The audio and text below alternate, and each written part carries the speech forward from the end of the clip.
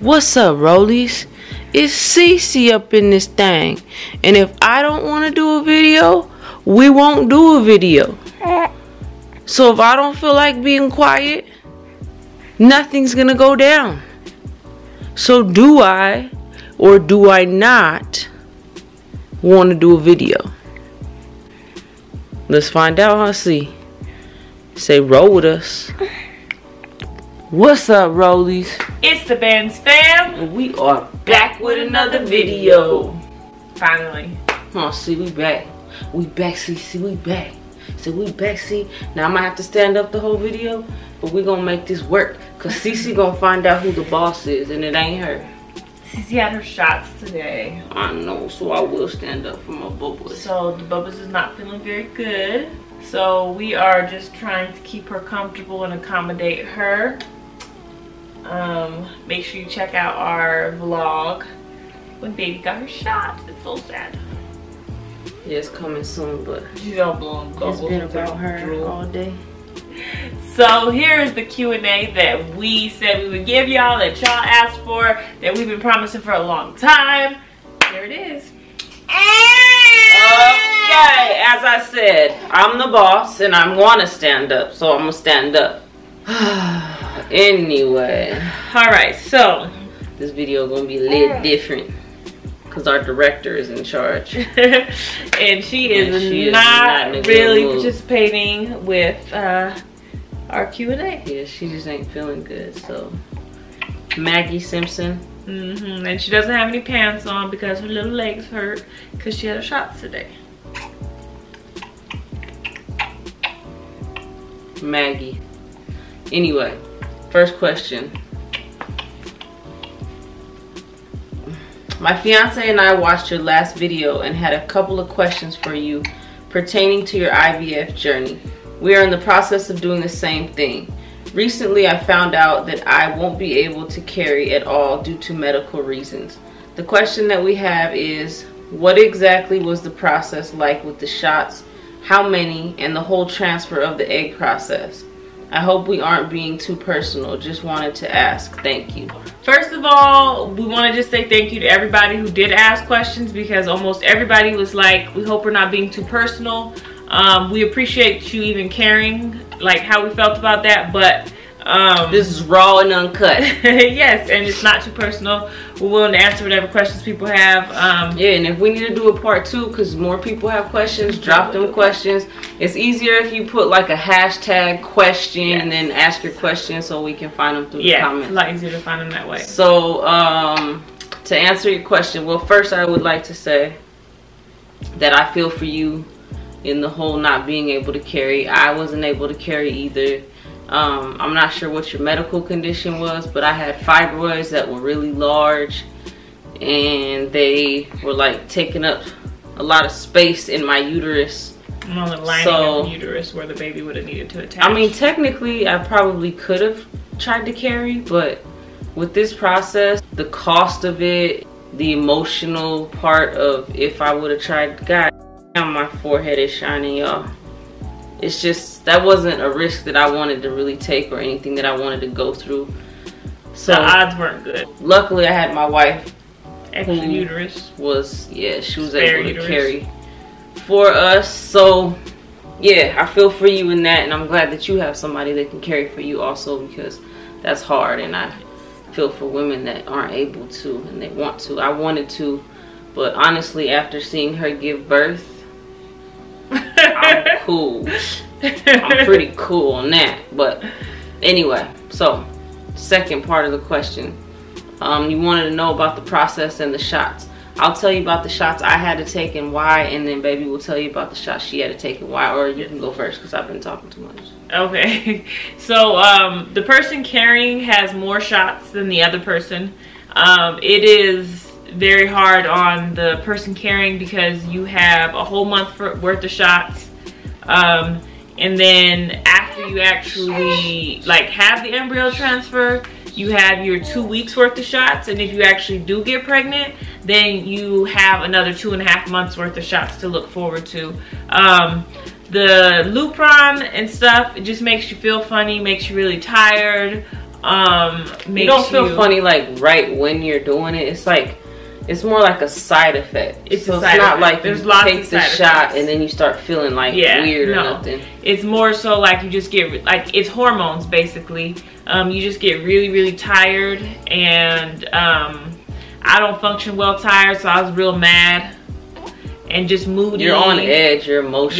Yes, emotional, just like you just don't feel like yourself. And so once those are over and you're like, yes, no more of those shots, then you have your progesterone shots, which is another hormone, which makes you so tired and it hurts so bad. You have to take it like right here in your butt, and it's like this big of a needle.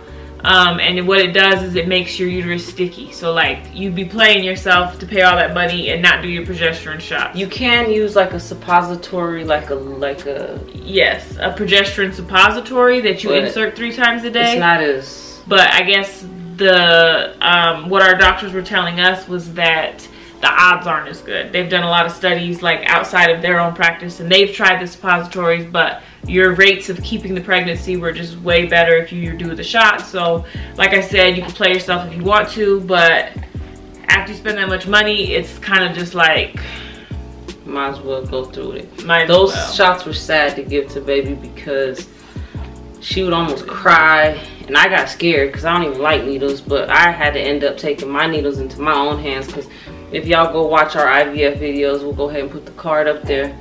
Baby was bouncing needles off my skin and stuff. I did that one time. Yeah, I did that one time. It was not for her. No, it wasn't. And it wasn't for me, for her to do my shots. So I had to do, what are my meds? You like how I rock with her? This is my assistant. My nurse.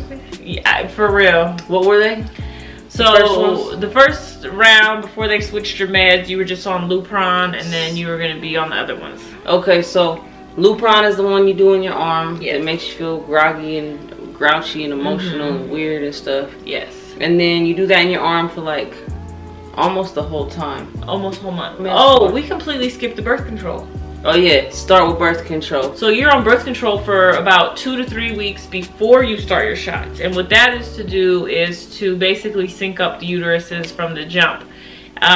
So that already makes you moody. The birth control made baby very sick. She had to take a nausea pill with the birth control every night. Yeah, that birth control did not sit well with baby. So yeah, so you start with your birth control, and then the golden egg holder, which would be myself, because I had the golden egg. I had the golden egg, huh? Tell them I had the golden egg. Say hi. Tell them, boo-boos. You done?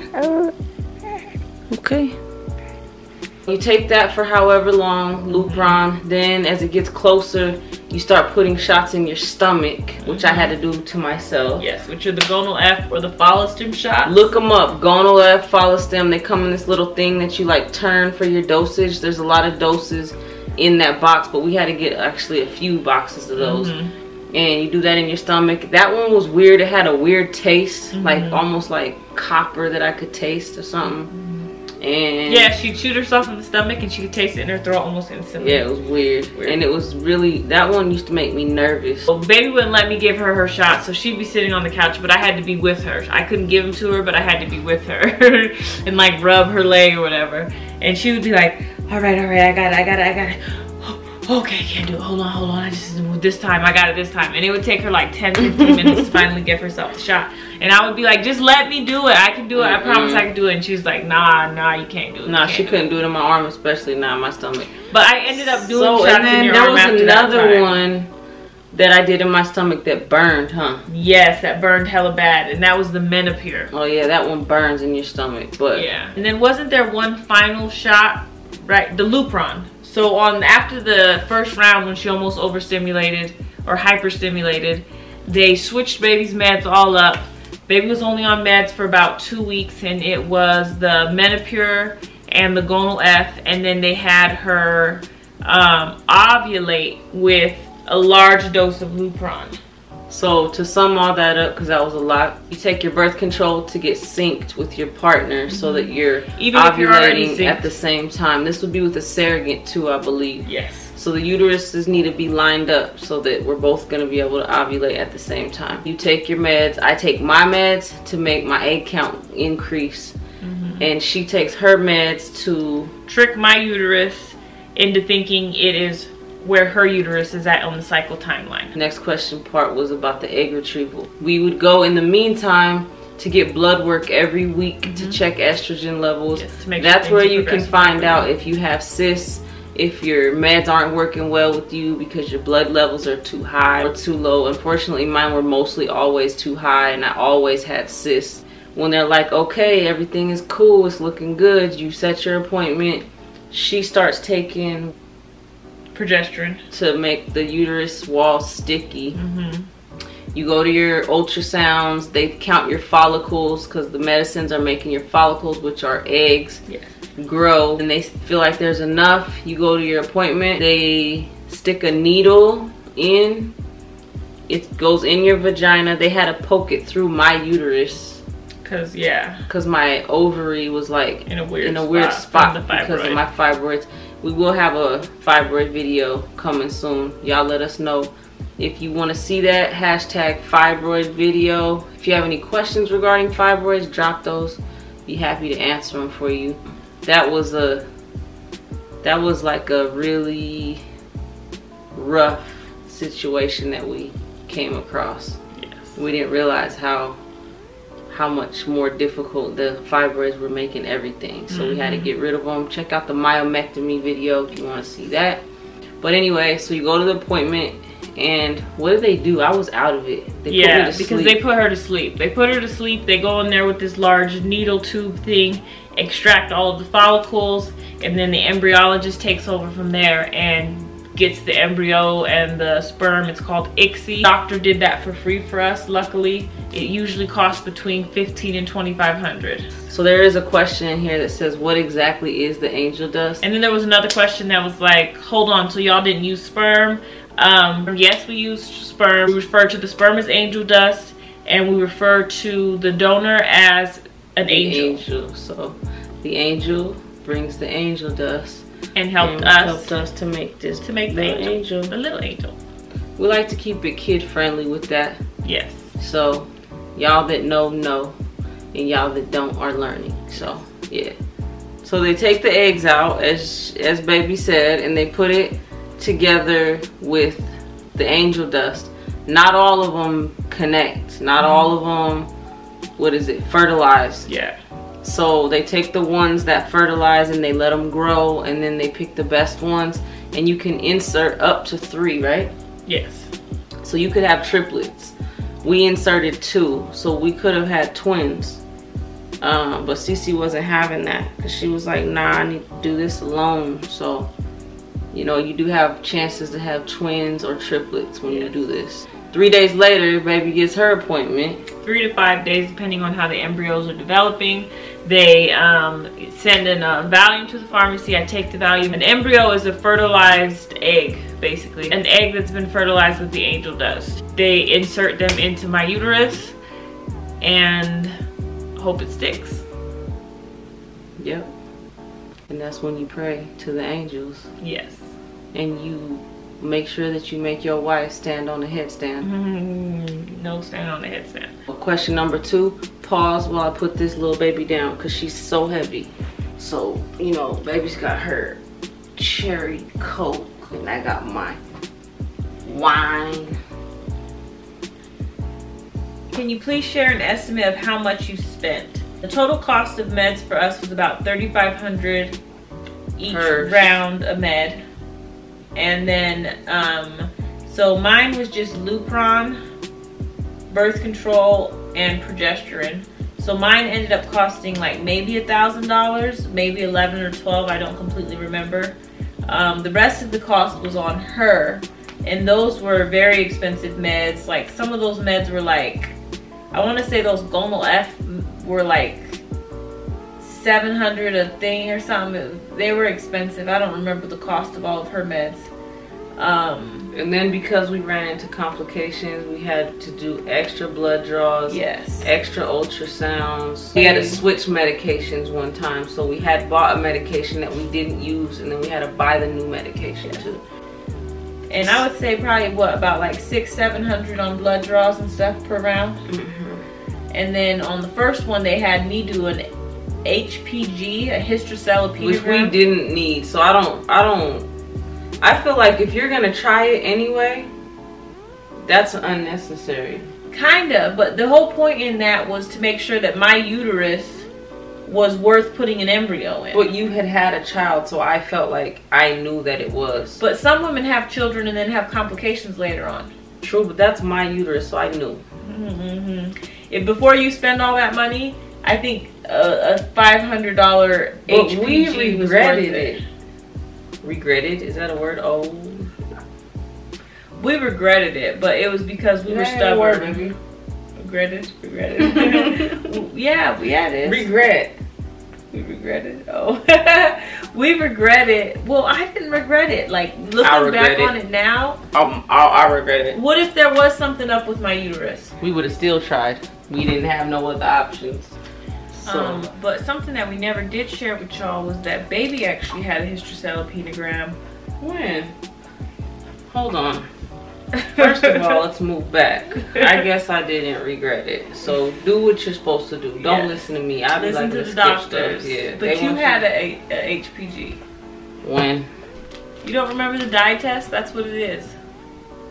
Why did I have that? To see about you carrying. And they said that and that's when they said that it only went up one side. Yeah, that's when they found out that you had a blocked fallopian tube, and they had originally found the fibroids right before that. They found them before that. True that. See, I had a whole bunch of complications, man. With that being said, it cost, the major procedure cost us $8,000. And the major procedure is the egg retrieval. And then the insertion of the embryos. Yes. And the growing of the and embryos. And we have a really good doctor, so we got a really good price. If you guys are willing to travel and you are finding that it's too expensive and this sounds around like something that you could afford and you're serious, send us an email. We'll get you in contact with our doctor. Especially because if you were to stay out in the city or the town where they're at, I can't imagine those hotel rooms being more than $100 a night. Yeah, but you'd have to stay out here for what? I guess not really. You just come back around. No, you gotta go to your because you would do all your blood work and stuff where you're at. True. Yeah, that is an option. So we paid in total with all the complications and everything. Yes. About $20,000 total. So that's pretty cheap. That is pretty cheap because some people pay about $20,000 for one try. Yeah, and we had 3, but we never had 3 egg retrievals and insertions. Yeah. So yeah. About all my complications and the